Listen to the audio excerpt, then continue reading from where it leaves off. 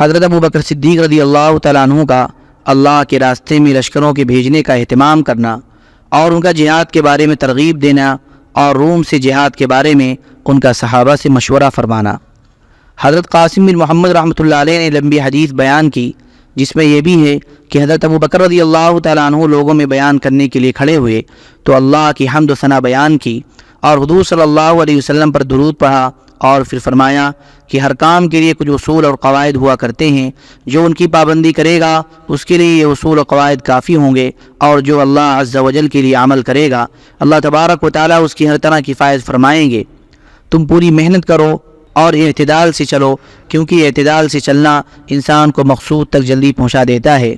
ذرا غور سے سنو، جس کے پاس ایمان نہیں ہے اس کے پاس دین نہیں ہے، اور جس کی نیت ثواب کی نہیں اس کے لیے اللہ کی طرف سے کوئی اجر نہیں، اور جس کی نیت صحیح نہیں اس کے عمل کا کوئی اعتبار نہیں۔ غور سے سنو، اللہ کی کتاب میں جہاد فی سبیل اللہ کا اتنا ثواب بتایا گیا ہے کہ اتنے ثواب کے لیے تو ہر مسلمان کے دل میں جہاد کے لیے وقف ہو جانے کی تمنا ہونی چاہیے۔ جہاد ہی وہ تجارت ہے جو اللہ نے قرآن پاک میں بتائی ہے، اور جس کے ذریعے اللہ نے مسلمانوں کو رسوائی سے نجات عطا فرمائی ہے، اور جس کے ساتھ اللہ نے دنیا اور آخرت کے شرف کو جوڑا ہے۔ حضرت ابن اسحاق بن یسار رحمہ اللہ حضرت خالد بن ولید رضی اللہ تعالیٰ عنہ کے قصے میں بیان کرتے ہیں کہ وہ جب جنگ یمامہ سے فارغ ہو گئے اور ابھی وہ یمامہ ہی میں تھے تو ان کو حضرت ابو بکر رضی اللہ تعالیٰ عنہ نے یہ خط لکھا۔ یہ خط اللہ کے بندے اور رسول اللہ صلی اللہ علیہ وسلم کے خلیفہ ابو بکر کی طرف سے خالد بن ولید اور ان کے ساتھ جتنے مہاجرین اور انصار اور تابعی حضرات ہیں ان سب کے نام ہے۔ سلام علیکم، میں آپ لوگوں کے سامنے اس اللہ کی تعریف کرتا ہوں جس کے سوا کوئی معبود نہیں، اما بعد تمام تعریفیں اس اللہ کے لیے ہیں جس نے اپنے وعدے کو پورا کیا اور اپنے بندے کی مدد کی اور اپنے دوستوں کو عزت دی اور اپنے دشمن کو ذلیل کیا اور اکیلا تمام لشکروں پر غالب آ گیا، جس اللہ کے سوا کوئی معبود نہیں ہے، جس نے قرآن پاک میں یہ فرمایا ہے وعد اللہ الذین آمنوا منکم وعملوا الصالحات ليستخلفنهم في الأرض كما استخلف الذين من قبلهم وليمكنن لهم دينهم الذي ارتضى لهم۔ آگے ساری آیت لکھی۔ ترجمہ، وعدہ کر لیا اللہ نے ان لوگوں سے جو تم میں ایمان لائے ہیں اور کیے ہیں انہوں نے نیک کام، البتہ پیچھے حاکم کر دے گا ان کو ملک میں جیسا حاکم کیا تھا ان سے اگلوں کو، اور جمع دے گا ان کے لیے دین جو ان کا پسند کر دیا ان کے واسطے، اور یہ اللہ تعالیٰ کا ایسا وعدہ ہے جس کے خلاف نہیں ہو سکتا، اور یہ ایسی بات ہے جس میں کوئی شک نہیں ہے، اور اللہ نے مسلمانوں پر جہاد فرض کیا ہے، چنانچہ اللہ تعالیٰ نے فرمایا ہے کتب علیکم القتال وہو کرہ لکم۔ ترجمہ، فرض ہوئی تم پر لڑائی اور وہ بری لگتی ہے تم کو، اور آیات بھی لکھی۔ تم وہ محنت اور اعمال اختیار کرو جن کی وجہ سے اللہ تبارک و تعالیٰ تم لوگوں کے لیے اپنے وعدے کو پورا فرما دے، اور اللہ تعالیٰ نے تم پر جو جہاد فرض کیا ہے اس میں تم اس کی اطاعت کرو، چاہے اس کے لیے تمہیں بڑی مشقت اٹھانی پڑے اور بڑی مصیبت بدرجہ کمال سہنی پڑے اور دور دراز کے سفر کرنے پڑیں اور مال و جان کے نقصان کی تکلیف اٹھانی پڑے، کیونکہ اللہ کی طرف سے ملنے والے اجر عظیم کے مقابلے میں اور یہ تمام مشقتیں اور تکلیفیں کچھ بھی نہیں ہیں۔ اللہ تم پر رحم فرمائے، تم ہلکے ہو یا بھاری، ہر حال میں اللہ کے راستے میں نکلو اور اپنے مال اور جان کو لے کر جہاد کرو۔ اس مضمون کی ساری آیت لکھی۔ سن لو، میں نے خالد بن ولید کو عراق جانے کا حکم دیا ہے اور یہ کہا ہے کہ جب تک میں نہ کہوں وہ عراق سے کہیں اور نہ جائیں، تم سب بھی ان کے ساتھ عراق جاؤ اور اس میں سستی بالکل نہ کرو، کیونکہ اس راستے میں جو بھی اچھی نیت سے اور پورے ذوق و شوق سے چلے گا اللہ اسے بڑا اجر عطا فرمائیں گے، اور جب تم عراق پہنچ جاؤ تو میرے حکم کے آنے تک تم سب بھی وہیں رہنا۔ اللہ تبارک و تعالی ہماری اور تمہاری تمام دنیاوی اور اخروی مہمات کی ہر طرح کی فائد فرمائے۔ والسلام علیکم ورحمۃ اللہ وبرکاتہ۔ حضرت عبداللہ بن ابی اوفا الخزاعی رضی اللہ عنہ فرماتے ہیں کہ جب حضرت ابو بکر رضی اللہ تعالیٰ عنہ نے رومیوں سے لڑنے کا ارادہ کیا تو انہوں نے حضرت علی، حضرت عمر، حضرت عثمان، حضرت عبد الرحمن بن عوف، حضرت سعد بن ابی وقاص، حضرت سعید بن زید، حضرت ابو عبیدہ بن جراح اور بدر میں شریک ہونے والے اور شریک نہ ہونے والے بڑے بڑے مہاجر اور انصار صحابہ رضی اللہ عنہم اجمعین کو بلایا۔ وہ سب حضرت ابو بکر رضی اللہ تعالیٰ عنہ کی خدمت میں حاضر ہوئے اور میں بھی ان میں تھا۔ تو حضرت ابو بکر رضی اللہ تعالیٰ عنہ نے فرمایا اللہ کی نعمتوں کو شمار نہیں کیا جا سکتا ہے، ہمارے تمام اعمال اس کی نعمتوں کا مقابلہ نہیں کر سکتے ہیں، لہذا تمام تعریفیں اسی کے لیے ہیں۔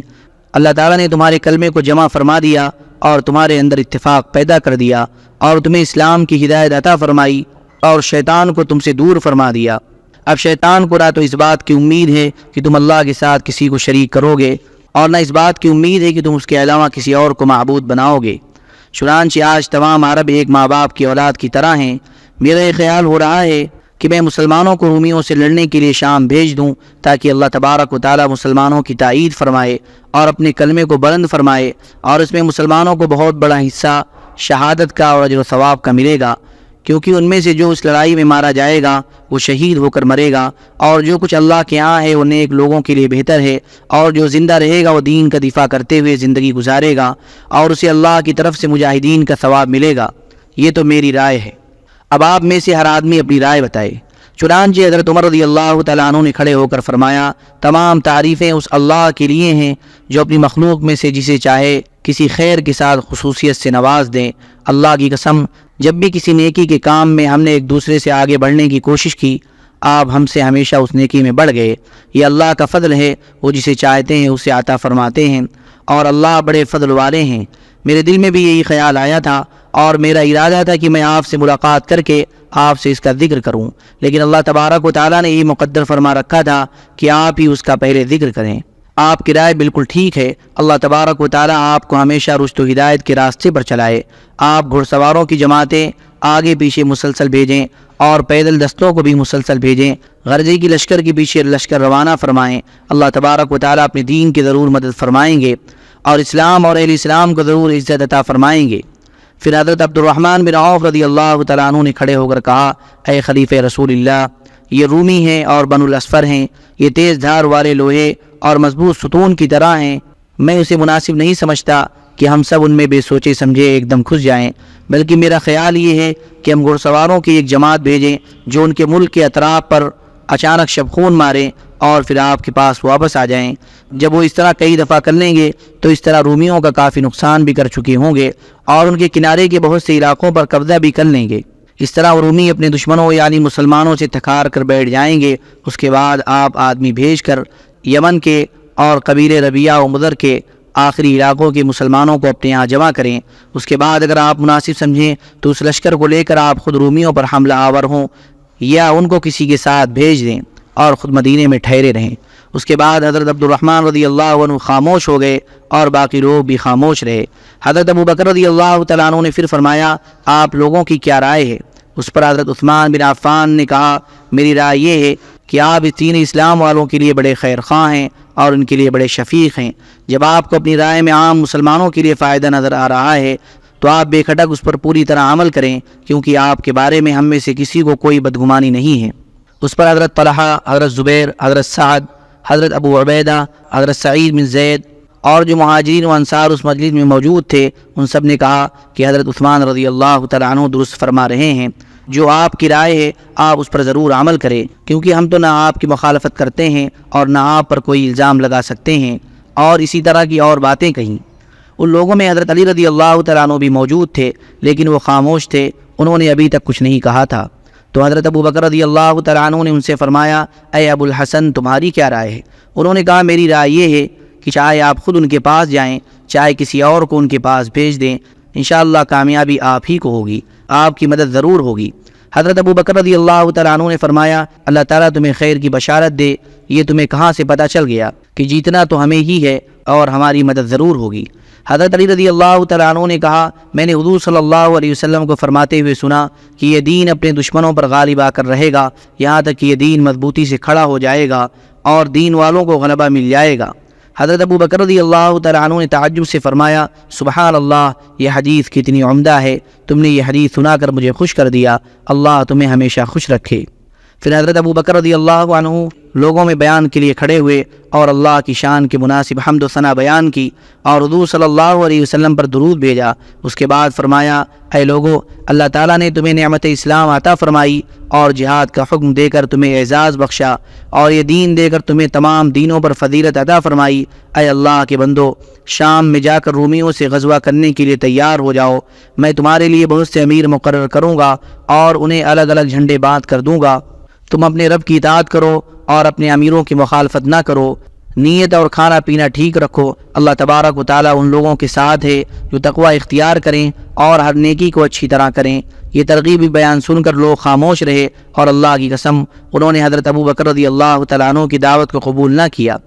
اس پر حضرت عمر رضی اللہ تعالیٰ عنہ نے کہا، اے مسلمانوں کی جماعت، تمہیں کیا ہو گیا ہے کہ تم رسول اللہ کے خلیفہ کی دعوت کو قبول نہیں کرتے ہو؟ حالانکہ انہوں نے تمہیں اس چیز کی دعوت دی ہے جس میں تمہاری زندگی ہے۔ اگر بغیر محنت کے بعد غنیمت ملنے کی امید ہوتی یا تھوڑا اور آسان سفر ہوتا تو تم جلدی سے قبول کر لیتے۔ اس موقع پر حضرت عمر رضی اللہ تعالیٰ عنہ نے عرضاً قریباً او سفراً قاصداً کے الفاظ استعمال کیے جو قرآن مجید میں اللہ تبارک و تعالیٰ نے منافقوں کے لیے استعمال فرمائے ہیں۔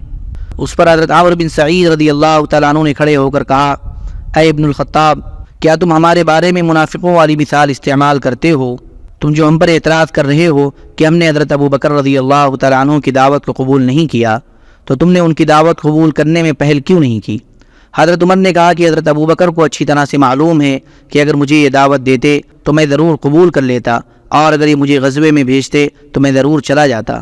حضرت عمرو بن سعید نے کہا، اگر ہم غزوے میں جائیں گے تو تمہاری وجہ سے نہیں جائیں گے، بلکہ ہم تو اللہ کے لیے جائیں گے۔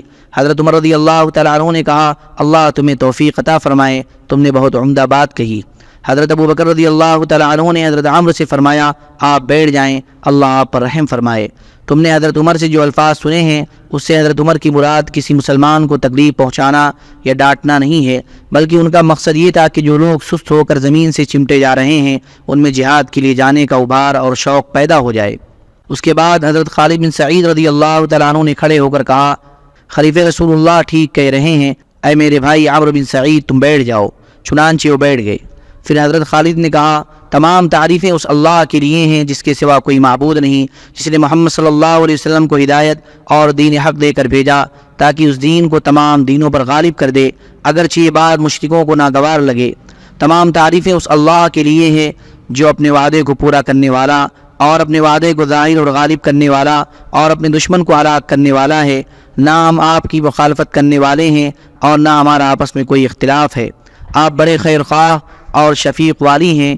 آپ ہمیں جب نکلنے کو کہیں گے ہم اسی وقت نکل جائیں گے، آپ جب ہمیں کوئی حکم دیں گے ہم آپ کے پاس اس کو مانیں گے۔ حضرت ابو بکر رضی اللہ تعالیٰ عنہ حضرت خالد کی اس بات سے بڑے خوش ہوئے اور ان سے فرمایا، اے بھائی اور دوست، جزاک اللہ خیرا، تم اپنے شوق سے مسلمان ہوئے، تم نے ثواب کی نیت سے ہجرت کی، تم اپنا دین لے کر کافروں سے بھاگے تاکہ اللہ اور اس کے رسول راضی ہو جائیں اور ان کا کلمہ بلند ہو جائے، اور اب تم ہی لوگوں کے امیر ہو گئے، اللہ تم پر رحمت نازل کرے، تم چلو۔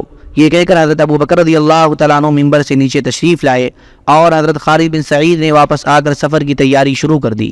حضرت ابو بکر رضی اللہ تعالیٰ عنہ نے حضرت بلال سے کہا کہ لوگوں میں اعلان کر دو کہ اے لوگوں، شام میں رومیوں سے جہاد کے لیے چل پڑو، اور لوگ یہی سمجھ رہے تھے کہ ان کے امیر حضرت خالد بن سعید ہیں۔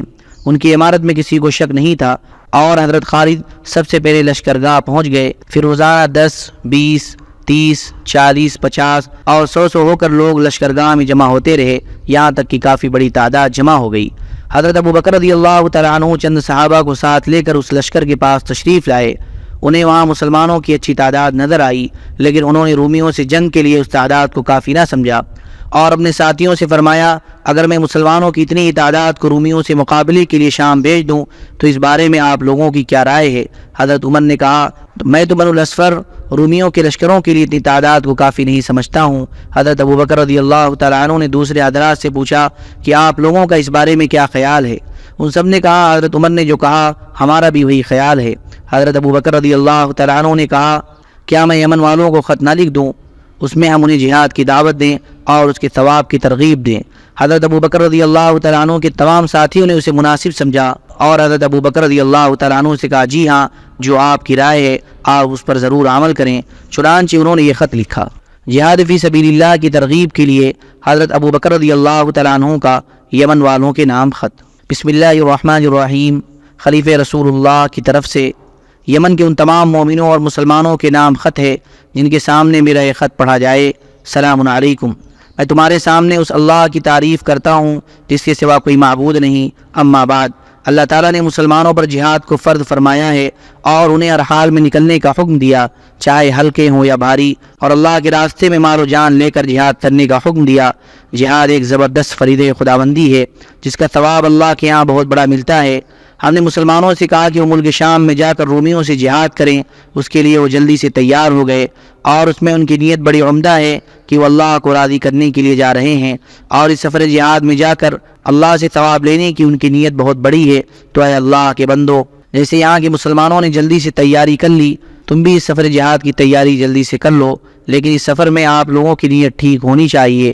تمہیں دو خوبیوں میں سے ایک خوبی تو ضرور ملے گی، یا تو شہادت یا فتح اور مال غنیمت، کیونکہ اللہ تبارک و تعالیٰ اپنے بندوں سے اس بات پر راضی نہیں ہے کہ وہ صرف باتیں کریں اور عمل نہ کرے۔ اللہ کے دشمنوں سے جہاد کیا جاتا رہے گا یہاں تک کہ وہ دین حق کو اختیار کر لیں اور کتاب اللہ کے فیصلے کو مان لیں۔ اللہ تعالیٰ تمہارے دین کی حفاظت فرمائے اور تمہارے دلوں کو ہدایت عطا فرمائے اور تمہارے اعمال کو پاکیزہ فرمائے اور جم کر مقابلہ کرنے والے مہاجرین کا ثواب تمہیں عطا فرمائے۔ اور حضرت ابو بکر رضی اللہ تعالیٰ عنہ نے حضرت انس بن مالک رضی اللہ تعالیٰ عنہ کو یہ خط دے کر یمن بھیجا۔ حضرت عبد الرحمن بن جبیر رحمۃ اللہ علیہ کہتے ہیں کہ جب حضرت ابو بکر رضی اللہ تعالیٰ عنہ حبشہ والوں کی جماعت بھیجنے لگے تو ان میں کھڑے ہو کر ان کے سامنے اللہ کی حمد و ثنا بیان کی، اور پھر انہیں شام جانے کا حکم دیا اور ان کو خوشخبری دی کہ اللہ تبارک و تعالیٰ ملک شام فتح کر کے انہیں دیں گے اور وہاں مسجدیں بنائیں گے، اور یہ بات سامنے نہ آئے کہ تم وہاں کھیل کود کے لیے گئے ہو۔ شام میں نعمتوں کی کثرت ہے، تمہیں وہاں کھانے کو خوب ملے گا، لہذا تکبر سے بچ کر رہنا، کیونکہ کھانے اور مال کی کثرت سے انسان میں عقل پیدا ہو جاتی ہے۔ رب کعبہ کی قسم، تم میں ضرور تکبر پیدا ہوگا اور تم ضرور اتراؤ گے۔ غور سے سنو، میں تمہیں 10 باتوں کا حکم دیتا ہوں، کسی بوڑھے کو ہرگز قتل نہ کرنا۔ آگے اور لمبی حدیث ذکر کی۔ اللہم صلی علی سیدنا وحبیبنا ومحبوبنا ومولانا محمد وبارک وسلم۔ سبحان ربک رب العزة عما یصفون وسلام علی المرسلین والحمد للہ رب العالمین۔